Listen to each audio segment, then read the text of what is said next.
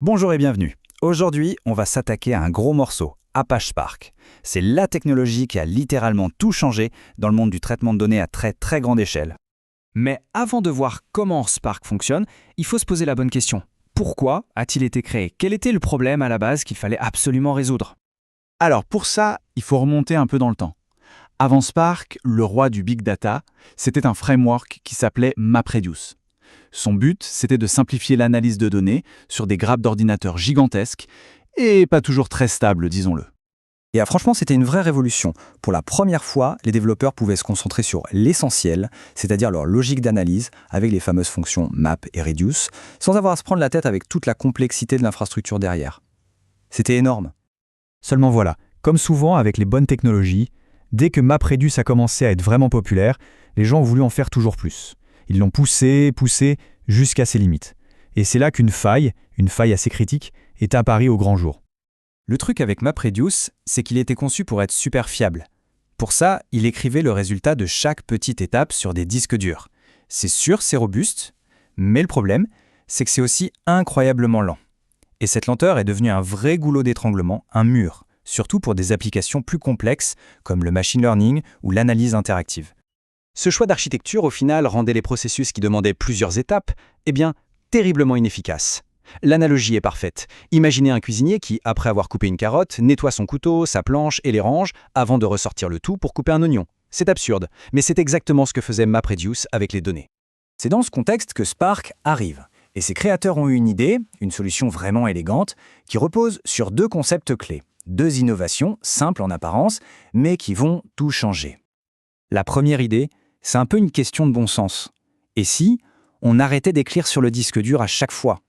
Si on gardait les données directement en mémoire vive, en RAM, qui est beaucoup plus rapide. C'est le fameux in-memory computing. Et rien que ça permettait de faire des opérations des centaines, voire des milliers de fois plus vite. Dingue. La deuxième innovation, c'est de jeter à la poubelle la structure rigide en deux étapes de MapReduce. À la place, ils ont introduit un modèle beaucoup plus souple, le graphe orienté acyclique ou DAG. En gros, ça veut dire qu'on peut enchaîner les opérations comme on veut, créer des flux de travail bien plus complexes et intelligents. Le moteur devient alors bien plus efficace, car il peut optimiser l'ensemble de la recette d'un coup. Ok, donc on a la vitesse de la mémoire et la flexibilité des DAG. Mais concrètement, comment Spark organise tout ça? Comment ça marche sous le capot? Eh bien, tout repose sur une abstraction centrale, la pierre angulaire de Spark, le RDD, pour Resilient Distributed Dataset. Un RDD, qu'est-ce que c'est? Le plus simple, c'est de l'imaginer comme un ensemble de données distribuées sur plein de machines. Mais la vraie magie, c'est qu'il est résilient. Il n'oublie jamais d'où il vient. Il connaît toute sa généalogie, toutes les étapes qui ont mené à sa création. Et comment on fabrique un RRDD? C'est assez direct en fait. On part d'une source de données, n'importe laquelle, comme un fichier sur HDFS. Ensuite, on lui applique une série de transformations.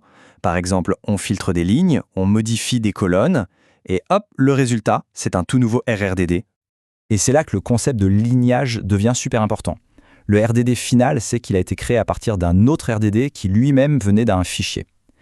Si jamais une machine du cluster tombe en panne et qu'on perd un bout de données, pas de panique. Spark sait exactement comment la reconstruire. Il a juste à rejouer la recette. C'est ça la résilience. C'est génial. Mais attendez, ce n'est pas fini. Spark a encore un tour dans son sac pour être ultra efficace. C'est une stratégie qu'on pourrait appeler le génie paresseux. En gros, Spark ne fait jamais de travail inutile. Il sépare complètement la planification des tâches de leur exécution réelle. Voilà comment ça marche. Il y a deux types d'opérations. D'abord, les transformations. Quand on en demande une comme filter ou map, Spark ne fait rien. Il est paresseux. Il se contente de noter l'instruction dans son plan de travail. Et puis il y a les actions, comme count ou save. Et là, c'est le signal. L'action dit à Spark, « Ok, c'est bon, le plan est complet, maintenant, au travail. Exécute tout et donne-moi le résultat. » Cet exemple de code est parfait pour voir ça en action. Les premières lignes, text, file et filter, ce sont des transformations. À ce stade, Spark n'a encore rien lu, rien calculé. Il a juste dessiné son plan. C'est seulement quand on arrive à la dernière ligne, avec l'action count, que tout se déclenche. C'est le count qui met le feu aux poudres et lance toute la chaîne de calcul. C'est vraiment malin. Bon, alors, on a vu la technique. Vitesse, flexibilité, optimisation. Mais concrètement, quel a été l'impact de tout ça? Qu'est-ce que ça a changé dans le monde réel? Eh bien, ce n'est pas une exagération de dire que ce nouveau moteur a provoqué une véritable révolution.